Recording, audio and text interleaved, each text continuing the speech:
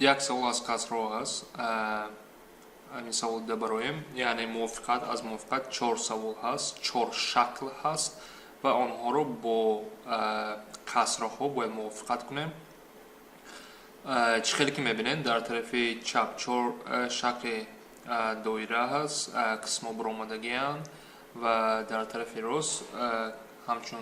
عددی کسری دادگی باید موافقت کنیم در هر 4 شکل 12 تا قسم هست و بعضی قسم ها برآمدگی و اینها رو باید نشان دهیم یعنی چیزی که میبینید در همش 12 قسم هست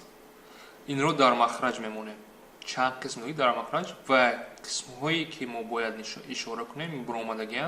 مثلا در یکمش چی هست یک قسم در اینجا یک قسم در بیرون یعنی از 12 یک قسم در بیرون است و از اینجا که میبینیم این شکل به دویمش تعلق دارد اکنون بینیم دویمش رو میبینیم در اینجا هم 12 قسم هست لیکن چند قسم برآمدگی است 12 قسم هست این رو در مخرج میمونیم و در صورت چند قسم برآمدگی است دو تقسیم چرا که در جواب میبینیم 2 تقسیم 12 نیست لیکن البته که ما اینو ساده کرد میتونیم چی میشد 1 تقسیم 6 و از جواب ها میبینیم که دویمش به 3 تعلق دارد بیاین رنگ دیگر انتخاب کنیم سومش رو میبینیم باز 12 قسم در مخرج می نویسیم و در صورت 3 از اینجا باز 3 تقسیم 12 در جواب ها نیست لیکن وقتی که اختصار میکنیم 1 تقسیم 4 می شود از اینجا سومش به 4 تعلق دارد و آخران چقدر که میبینیم 4 قسم برآمده است باز 12 قسم هست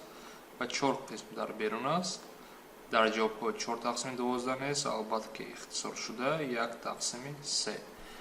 و آخرانش به 1 تقسیم 3 تعلق دارد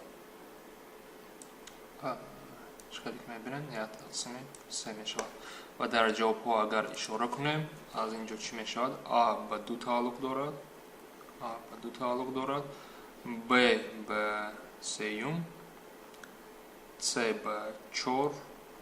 و D به 5 تعلق دارد از اینجا دیده می شود که یکم جواب